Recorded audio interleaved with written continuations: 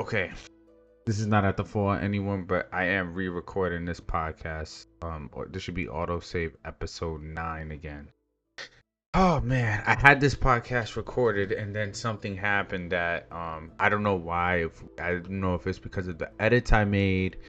I don't know if it's because of the edits I had to make, but I basically had to redo the whole pod so that because it wasn't encoding properly. And I don't know, I think maybe it was too many edits. Like I said, I can't even tell you what happened, but that's neither here nor there. Welcome to episode 9 of the Autosave podcast. If you're with me for this long, thank you so much. I appreciate you. You know, this has been, I think I mentioned this before in another episode, but pretty therapeutic for me, and it's been a nice way to speak about things that I love while also not always touching on heavy topics, but we do touch on some heavy topics, and you know speak to a community I love, which is like the pop culture gaming community. So if you have been watching, just know that I appreciate you, even if I don't always show it. I do. There is something I want to talk about that I did get. Well, not I did, but it was brought to my attention through an interaction earlier in the week of last week, and I thought it might be something to talk about. So before I want to first bring up the agenda for today, and then I'm gonna talk about some of the heavier well, not really heavy, but some of the agenda topics, and then we're gonna start off with something a little food for thought. It's a little, not, I wouldn't, it's not a PSA, but it's like a question that I have for like society, like in general. So I was overhearing an interaction where a 66-year-old male was with a 28-year-old female, and the 66-year-old guy seemed very impressed with himself. He seemed happy that he was with such a young female, and I'm only sure that that must have been reinforced by people in his life. Of course, I'm assuming I'm not in this person's life, but must have like patted him on the back, reinforced him, like giving him props for this kind of behavior. But I don't know. It's got me thinking, because in my brain I was like, what if the situation was reversed? What if it was a 66-year-old woman with a 28-year-old guy? Would the interaction or the feeling be the same, right? And it kind of brought into question the idea of societal norms, right? And how a man may be praised for that kind of behavior, but I know for sure a woman would be either judged or criticized, right? And in my brain, like, I just thought, like, why are they both not treated the same? Like, if one side is seen as a positive outlook, then the other side should also, in reverse. Or if you want to see it as negative, then both sides should be seen as negative. But I don't know. I just wanted to bring this up because it's like, it's a good talking point on the equality, and the fact that we can't talk about something like equality and then not talk about the fact of, for this instance, where the guy was probably applauded for being with somebody that young, but the woman would not be applauded in the same way. If we're gonna criticize one, we have to criticize the other side.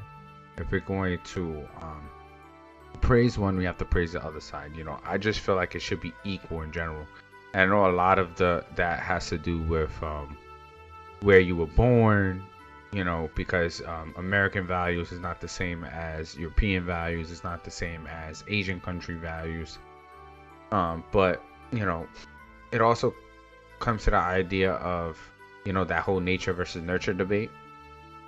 But in my own personal opinion, I just feel like if we view one side one way, it should be viewed the same way on both ends. Okay, that's my little deep moment for the week, or touching point. Leave your comments on what you think about that, and I just thought it was very interesting, which is why I wanted to bring it up. But let's get into the agenda for this podcast, for our my geeks, nerds, and pop culture fans. So I want to talk about Steam potentially coming to Xbox. Niantic sells Pokemon Go. Switch to conversation because they are going to be having a Nintendo Direct for it next week. Finally, a full-fledged trailer. And I want to speak about one of my favorite animes of all time. Well, not animes, one of my favorite fictional stories that got turned into an anime of all time called Solo Leveling. And then we'll get into the horror tidbit. So, as I said earlier, this is Autosave episode 9. If you're still with me, thank you for joining. And let's get right into it. As I talked about before, is Steam coming to Xbox? So this article comes to us by Oli Welsh over on Polygon.com. And I thought it was very interesting because apparently in this article they talk about how, first of all, I want to say, if any of these articles are links that I post, please go read them. Please go give the sites a click and a view because, you know, I noticed that a lot of video game sites, especially with the fall of things like Game Informer and stuff, and like GameSpot even having to have the layoffs that they have, and even IGN to some extent, that, you know, it's important that, you know, we support these news outlets, right? Because they get us information that we need, and, you know, I want to see them strive. I want to see them succeed, and they're not going to succeed if we don't support them. So, you know, I think just if anybody has access to the internet, you know, well, if you're watching this, you should have access to the internet. Just give the links a click and go check it out and read through the article yourself. But like I said, it was written by Oli Welsh, and apparently, you know, I'm not gonna go over everything in the article, but they mentioned that there was a picture that was published that has a Steam listing when Xbox has it as a filter option on the picture for an advertisement they had that was put through by Variety. Now, why is this interesting? You know, it's not, of course, this picture, I'm pretty sure they didn't want that announced if it was happening, but it's not 100% confirmed. I don't take this as a 100% confirmation that, hey, this is going to be happening in the near future, that Xbox is going to be partnering up with Steam and you're going to have access to your Steam library on Xbox, on any Xbox interface. I don't know if this is coming soon, and I'm pretty sure since Xbox didn't make an official announcement, Microsoft, they probably wouldn't want this to be out there, but you know how we analyze, us gamers analyze everything, we look at everything. We'll take a 1-minute teaser of the Switch 2 and we'll break it down to pull anything we can out of it, right? So, you know, Polygon and I'm pretty sure other news outlets, I didn't get a chance to look at any other articles regarding this, were able to highlight that there was a Steam listing on this Xbox photo. This photo came from Variety, where it was published, and, you know, it got me thinking, like, it makes me wonder, like, when they say that Steam is going to be on Xbox, what does that mean, right? Does that mean that Xbox in of itself is going to have access to my Steam library that I have on PC?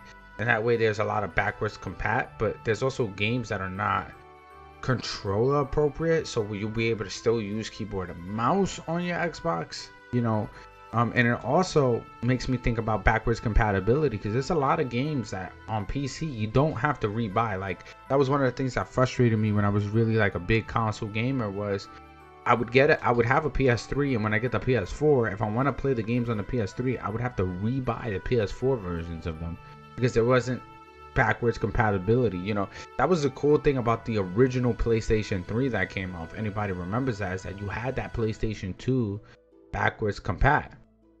So, you know, it just makes you wonder, like, how this partnership, if it does come in the near future, is gonna work, right? For me, I'm really excited on the idea of backwards compatibility, because you know, I don't want to have to, you know, video games are expensive, and I think I spoke about this, I don't know if it was the last pod or the pod before, but I don't want to have to keep rebuying my games, you know. And that's why, you know, we'll get into it a little later. You know, I hope with this new console on the horizon that's coming pretty soon, that I won't have to even think about that with that console also. But, you know, like I said, you know, the article, and even the article mentions that the filter was clearly where it was shown, but it more than likely was not supposed to be shown. And I don't know if Microsoft Xbox is going to be releasing a statement about this in the future or anything, because I noticed that I saw other video game outlets speaking on it. But yeah, I think it's pretty interesting, and I believe it feeds into the idea of what Xbox had been talking about, of like that play everywhere, being on every screen. If they could get people's Steam library and it working functionally, and you can go on your smart TV. Of course, I'm sure not every game will be played, but you can go on your smart TV, access your Xbox, and stream certain games. That, I felt like that would be pretty big. But yeah, that's all I have on the Steam coming to Xbox. Let me know what you think. And are you excited for it, or are you not? Leave a comment. All right, so I want to get into our next topic.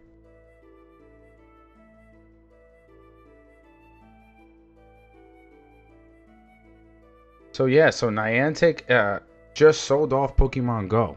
Now, if anybody knows, Pokemon Go was this huge thing, especially way back in 2015, 2016. And it still has a pretty powerful community because Pokemon in of itself is popular. But this article comes from us from Forbes, written by Paul Tassi, and in the article, you know, they go on to talk about that Niantic was sold. I said not Niantic was sold. Niantic sold Pokemon Go for $3.5 billion, along with a few other properties. I believe there was a Pikmin game involved and something else, to a company called Scopely. Now, if I'm not mistaken, Scopely has roots in Saudi Arabia. So, you know, a lot of, I think, Endeavor also. So there's a lot of money coming in from that part of the world, and they were able to purchase this huge property, mobile phone property, for $3.5 billion. Jesus, I can't even imagine what I would do with $3.5 billion. But yeah, if nobody knows what Scopely is, and they touch upon it in the article, is Scopely is if anybody ever played Monopoly Go, that's through Scopely. So Scopely owns that property as well. Now, just because they sold the rights to the game to Scopely, what does that mean, right? Because Pokemon is IP through Game Freak, which Game Freak is then owned by Nintendo, right? So what does that mean, right? Does Nintendo still have oversight? If anybody know, God, I'm sorry, I always mention Nintendo, but I feel like they've been in the news so much lately. If anybody knows anything about Nintendo, is they're kind of basic. Not kind of, they're basically the Disney of the video game industry. What do I mean by that? They very much hold their IP and their properties under tight lock and key. They're very protective over their properties, whether it be music, the character rights, usage of their character IPs. All those things are owned.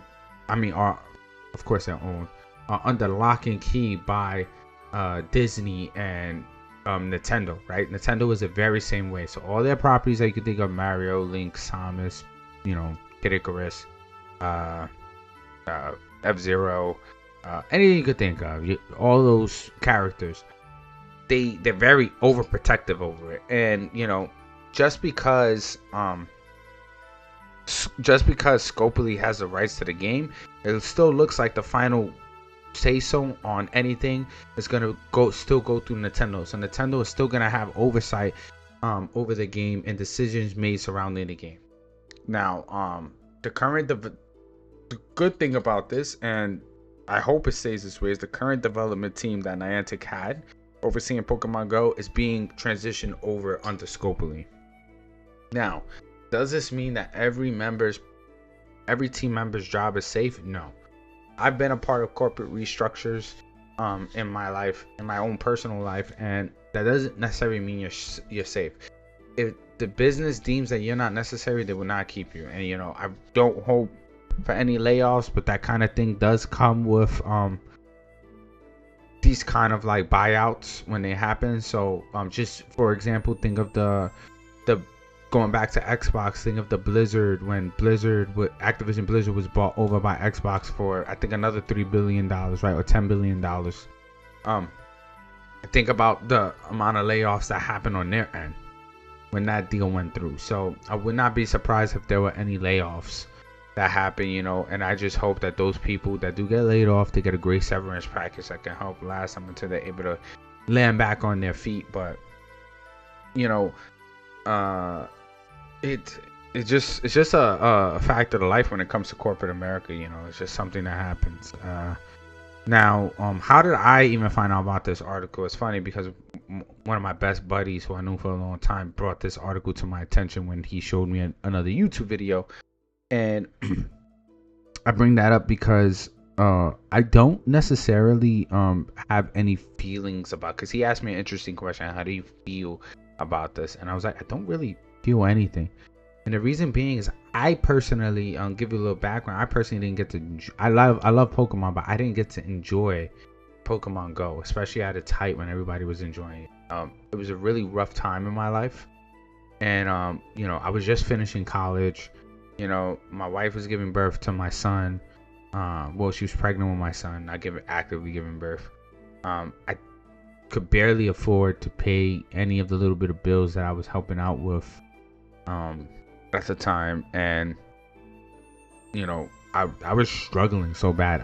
I had an LG garbage phone that couldn't even run any sort of games, and I remember and we talked about this before about envy being an emotion, right? And I was super envious of the people that did get to enjoy it, because like any other kid my age, especially in the night, you grew up with Pokemon, and you love Pokemon. When you see a game like this come along where people get to interact and you walk around, you get to catch Pokemon as if you're out on the sidewalks and street.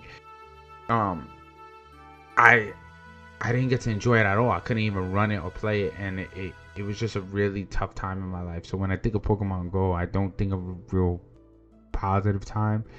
I remember being super envious of my brother-in-laws playing, and some of my friends playing, but I didn't get to enjoy the game at all. And I didn't get a decent phone until years later that I went and purchased on my own, just so I could play this other mobile game called Final Fantasy Brave Exvius, because I was also a huge Final Fantasy game.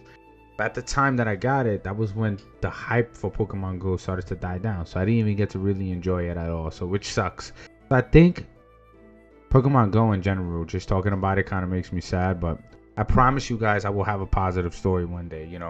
If anything, my story now is very positive. I appreciate everything in my life, from the people that I met, especially through work, from the career I have and I hope to continue to have, continue working hard, and I'm just so happy to be in a place where I can do things like this, like a podcast like this, and still take care of my family, and enjoy the things I love, so I guess that's the positive thing to take out of it. I don't want it all to be somber, but yep, all in all, to get back on topic, Niantic sold Pokemon Go, so let me know how you feel about that. How does that make you feel any kind of way in the comments? What are your thoughts behind this? Now, the next thing that I want to get into I don't really have an article on it, and this is more so on a broader topic, like in general. So next week on April 2nd, I believe that's Wednesday, Nintendo is gonna have their Nintendo Direct for the Switch 2. So it's not gonna be a teaser or anything, it's gonna be the actual Direct. And usually in Directs, they're long form video essays where they go over the in-depth of what the system or whatever they're focusing on pertains. Like they have one for Smash in the past, they've had several for video games that were coming to the console, and now they're doing one for the Switch too. So my hopes for this is that hopefully any rumors that have been circling around get laid to rest. Things get confirmed and things get deconfirmed. I don't know what the other word is for that. I'm sure there is. Pardon me. What I think is super important with this Nintendo Direct about the Switch 2 is I think the launch lineup is going to be very important. Outside of the console, of course, whatever they show for the console, if you can understand the technical aspects of it, hopefully it's a powerful console. I'm not expecting it to be a PS5 or Xbox Series X. I've been hearing rumors that it's going to be on like the PS4 level, which is not bad. That's actually pretty good. But I think the most important thing that's going to come out of this, well, there's two important things. One is the launch lineup, and the other one is frame rate. What do I mean by that? If anybody owns a Switch, even if you love Nintendo, you can all agree that the frame rate for certain games is abysmal. It can't even keep a steady 30, right? Number one, what I want from this next week is I want a steady frame rate. Number two is I would love for it to be steady at 60. But if you give me steady at 30, I'll take it because it's Nintendo. But I don't want dips. If you give me 30 frames, my game should not dip at all. You know, in frames. If I'm playing the new Legend of Zelda, my frame rate should be consistent. So I'm really hoping for 60. I'm not even asking for like 120, 144 where you see you know, certain high-end PCs. I'm asking for just a stable, strong, solid frame rate. When it comes to the launch lineup, I don't want to see a huge list of remasters or re-releases. Maybe 1 or 2 enhancement games, you know, based on some leaks that went out. There were talks of, you know, Legend of Zelda Breath of the Wild being one, Super Mario Odyssey. That's awesome, but I would really love a brand new Mario game. You know, I'm not expecting a brand new Legend of Zelda because Tears of the Kingdom sold so well. Maybe, you know, if they do a remake of any game, Legend of Zelda, I know on one of my close buddies, he's been asking for A Link to the Past. I would love that, or Ocarina of Time, but just I want to see new IP. Not even new IP, just new it could be existing IP, just new games. You know, don't give us a bunch of, oh, here's this enhanced one, or here's this enhanced one.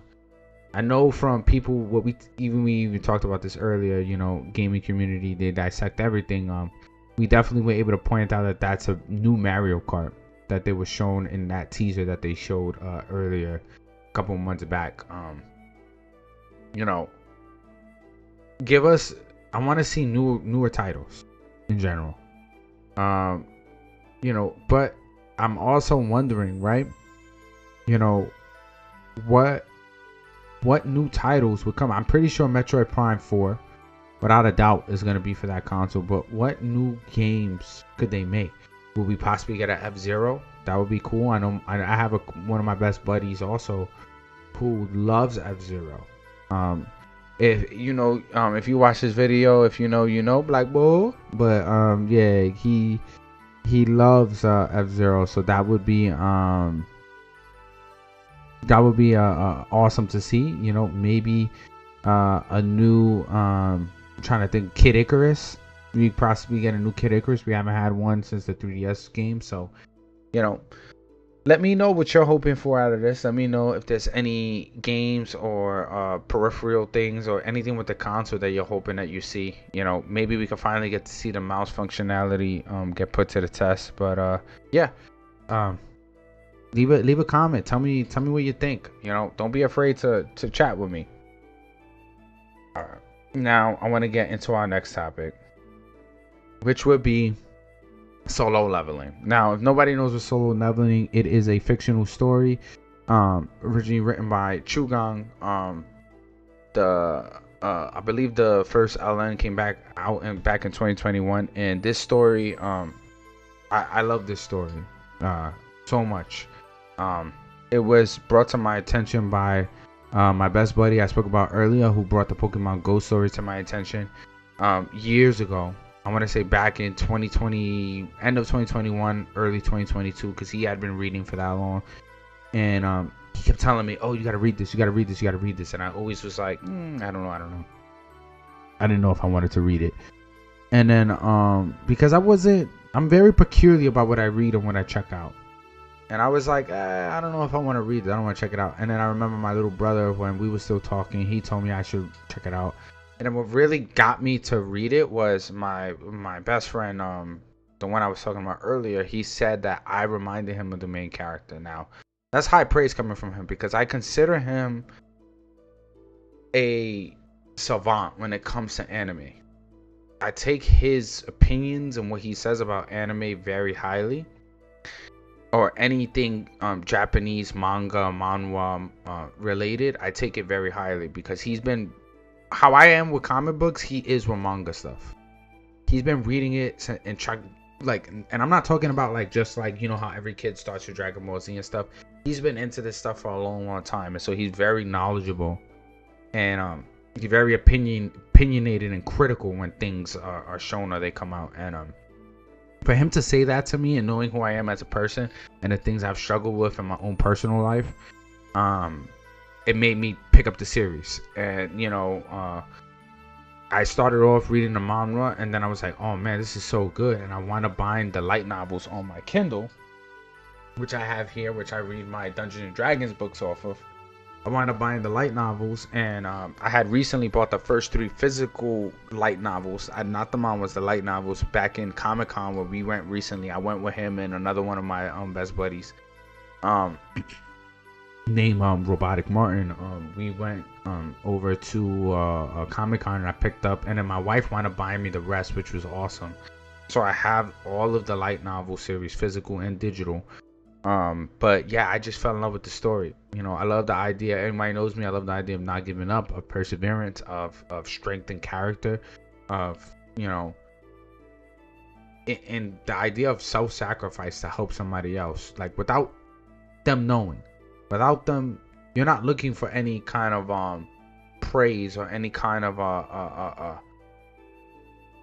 hype. You're not looking for any of that. You're not looking to be awarded for this behavior. You're just looking to do it because it's the right thing to do. And I love characters like that. And I just fell in love with the story. There's a lot of emotional moments, but I bring this up because if you could see here on the link I pointed out over on Threads, is they talk about how Solo Leveling 2, so Jinwoo versus the Ant King, that episode literally broke Crunchyroll and several anime sites like 9anime. There was a few other sites mentioned that got broken because of this episode, and I just love to see the success around this. So if you haven't, and I have receipts that I've talked about even before the anime came out. I said, yo, if they made an anime, if this is going to be the next Naruto, the next big thing. So I'm just glad to not only feel vindicated, but that the series is getting the love it deserves. So if you can, go check out Solo Leveling. I highly recommend. Now, last but not least, some of you, not all of you, been waiting for. Let's get into our spooky story. It was a Saturday afternoon in New Orleans when 3 young friends walked into the old Lollery house. This house was known to be haunted, dating back to 1831, when the owner, Madame Lollery, owned slaves and had a record of treating them poorly. The story says that one of the slaves caused a fire that brought a lot of unwanted attention. It highlighted that slaves were being malnourished and mistreated under her employment. The 3 friends heard the old stories and the legend of the house being haunted by the slaves who were treated poorly in the past. And on a dare, they all entered. The house was silent, and the ambience almost spoke to the youngsters, telling them to run. The dare was for each of the kids to enter a room and look in the mirror with the lights off for 10 seconds. The kids went in on May 2nd, 1995 at 11:22 a.m. Later that night, a call was made to the police by one of the parents of the 3 young kids. Peter Howie, a young boy, never returned home. When the kids were asked to draw a picture of what happened because they were so shocked and stunned that they couldn't speak, they all drew a similar picture of the front of the house with a window and a little boy and someone standing behind him, staring outside of that window. The little boy seemed to be holding on to the window, pleading for help. To this day, Peter was never found and remains missing. Now let me know what you think of the story. Tell me if you think it's real, if it's part of my imagination, and leave your comment, and I'll let you know in the next video if anybody does leave a comment regarding it, if the story is real or it's a part of my horror imagination. Like I mentioned earlier, if you've been following me, thank you so much. And like we always say, you don't need a memory card no more. You don't need to bring your USB drive or anything, because guess what? You don't have to worry about saving it. Because here we autosave. Thank you so much, and goodbye, everybody.